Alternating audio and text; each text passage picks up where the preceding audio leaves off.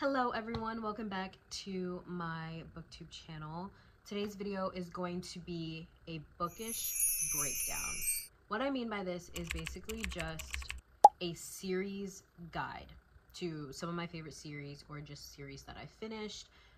I'm only going to do it when I have finished the series. So the first series we are going to be talking about today is Boys of Tommen by Chloe Walsh. I will be doing other ones in the future. I'm gonna do like Save Gods, I'm gonna do Off Campus. Once I finish Brutal Birthright, I'm gonna do that. Once I finish Chestnut Springs, like all my finished series, you will get a bookish breakdown for. But we are starting with Boys of Tommen. It goes in order: Binding 13, Keeping 13, Saving 6, Redeeming 6, and Taming 7. All of these are special edition copies. Like these are special edition paperbacks and these are special edition dust jackets, so don't mind, I put them on my Magnolia Parks books just because I don't have books that fit these dust jackets. Taming 7 doesn't have a special edition copy yet. I will purchase it as soon as I can. So that is the order of the series. We are going to jump into that in a second, but first I want to do some updates. First little reading update is I'm currently reading Pucking Wilds by by Emily Rath. I'm enjoying it. I am definitely missing Rachel and Jake and Caleb and Omari from Pucking Around. I loved that book so much, but I am enjoying this one. I'm not too far in it yet. I really need to like binge the shit out of it, so once I can, I will. Unfortunately, I'm not doing as well on my TBR as I kind of hoped that I would, but I'm still reading, so that's good. And I got my septum pierced. You probably obviously noticed. I'm not sure if you've seen it in previous videos before this one. This video is gonna come out next week.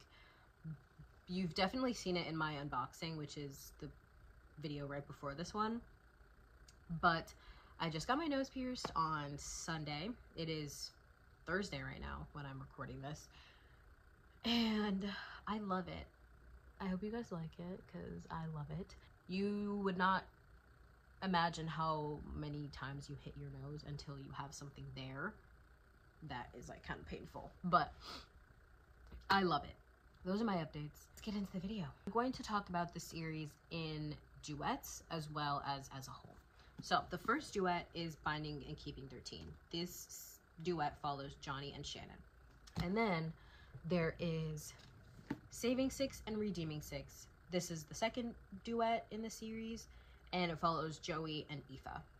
Now, you can pick up Saving and Redeeming 6 without picking up Binding and Keeping 13, but you cannot pick up Redeeming 6 without reading Saving 6. Just like you can pick up Binding and Keeping 13 and not read Saving and Redeeming 6 if you don't want to, but you can't pick up Keeping 13 without reading Binding 13 first, because it'll make no sense.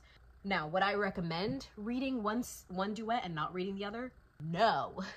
Also, like, don't read them out of order either. If you're gonna read the entire series, read the entire series in order. But if you want to pick up Saving and Redeeming 6, you don't have to pick up Binding and Keeping 13. But I would not recommend it because the series as a whole is so amazing, and you see Joey and Aoife in Binding and Keeping. You see Johnny and Shannon in Saving and Redeeming. You see Claire and Gypsy from Taming 7 throughout both of the books, or both of the series, mainly in Binding and Keeping 13. So the whole series is connected, which is why I would recommend reading the entire series as well as reading it in order, but you don't have to do it like that. So first off, Binding and Keeping 13. Johnny and Shannon. Shannon is new in Tommen College, which is the school that the whole story kind of takes place in. It takes place in Ireland, so the school grade system is a little bit different, but they are like high school aged kids. I think the oldest is like 18, so it's very like high school aged kids. Shannon is new, and Johnny is kind of like the golden boy of the school. He's very popular. He's like, he plays rugby. He's captain of the rugby team. He is gonna go pro. He's very, very good. And Shannon is kind of like the exact opposite of that. She's very to herself and only ever really interacts with her friends. She's very quiet and she kind of just wants to stay invisible because of how much she's gone through. And they meet in quite an interesting way, I would say. And Johnny is immediately intrigued by her, and then from that point on is like obsessed with her and does not leave her alone, in a good way. He is just so incredibly there for her, and she needs that. Other than her brother, who is Joey from the second duet, she doesn't really have anybody to look out for her other than her friends. But her friends Claire and Lizzie, like, they look out for her, but not in the same way that Johnny and Joey do. These two are so perfect for each other. They are the perfect, like, cute, wholesome, I would do anything for you kind of couple.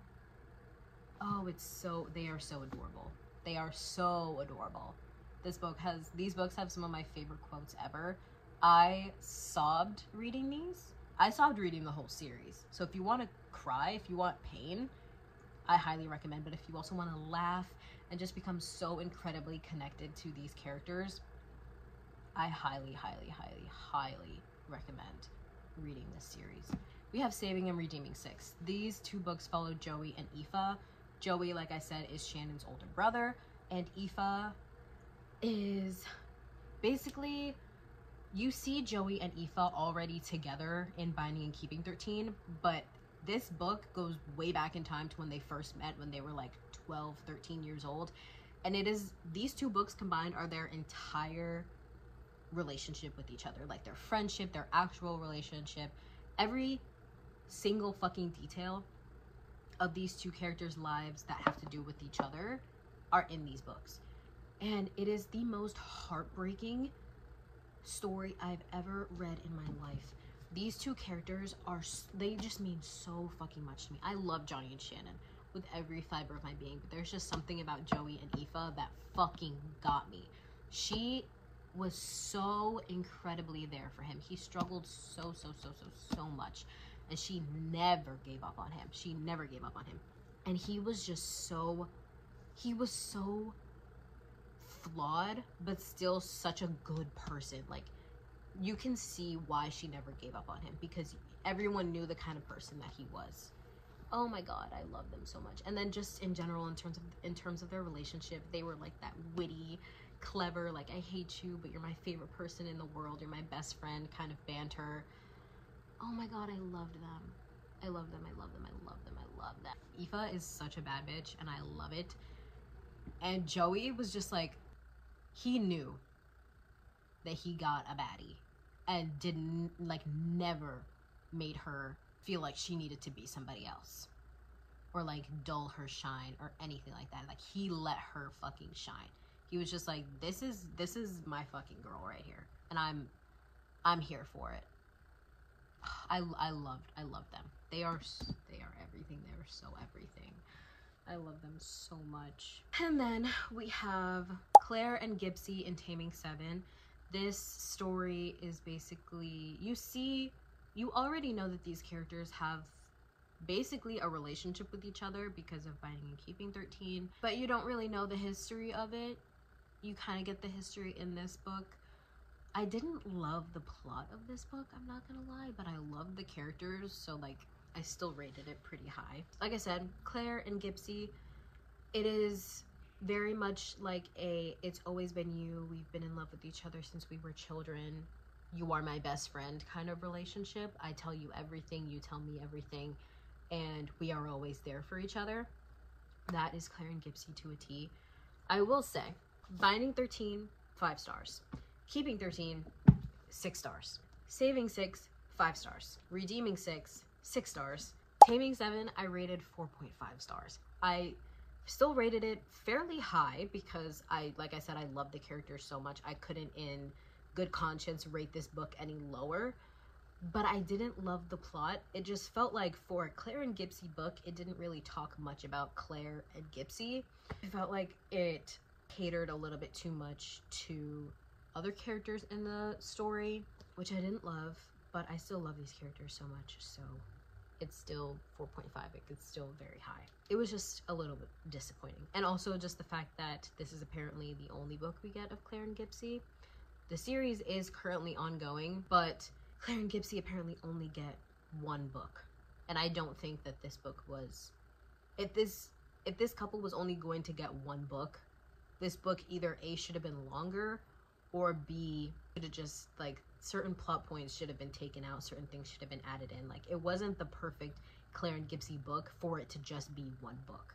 They definitely needed a second one. I don't think they're gonna get one, which is unfortunate. But it's okay. I mean, it's not okay, but we kind of just have to deal. No one can really do anything about it. As a whole, I would obviously recommend this series with every fiber of my being. I feel like this series is kind of, there's something for everyone. Like, if you like the more wholesome, cutesy relationships, that's definitely Claire, or that's definitely, I would say that's Claire and Gipsy, but that's very Johnny and Shannon. If you like the, like, best friend, like, ride or die, like, witty, clever, banter, that is Joey and Aoife. If you want the best, like, found family, the best friendships as well as the best relationships, this series is it. This is the perfect series for that.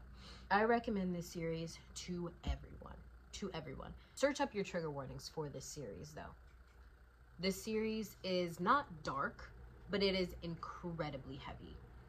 The topics that are in this series can very much be triggering to some people. So, like I always say, make sure you're keeping yourself safe and healthy. Search up your trigger warnings if you need to. But also, try your best not to spoil this series for yourself, because this is a very well-loved, highly talked about, very popular series on TikTok, YouTube, everything having to do with books. Most people have read this series and talk a lot about it. So, try not to spoil it for yourself, but also search up your trigger warnings, because this series, like I said, can be quite heavy, especially Saving and Redeeming. Finding and Keeping, very much so, but all of them, honestly. Saving and Redeeming, Taming 7, all of them. But yeah, that's it. I need a Taming 7 copy. Larry reads Eternal Embers. Where's my Taming 7? I love you guys. I hope you read this series. Please read this series. With every fiber of my being, I recommend this series. It is one of my favorite series of all time, and I think about these characters every day. I think about these characters every day. I think about these books, these plots, these friendships every single day. It is one of those series that you read and it sticks with you. It sticks with you. I have tattoos for this series. That's how much I love it. If you do read it, let me know what you think. If you have read it, let me know what you think. Who's your favorite character? Who's your favorite couple? Who's like plot? What book plot did you like the best? That is it for this video. This is my first bookish breakdown. There will be more to come. Let me know if you guys enjoyed this. I'm gonna do more regardless, but I hope you enjoy it. But yeah, I love you all. Please go read Boys of Tommen.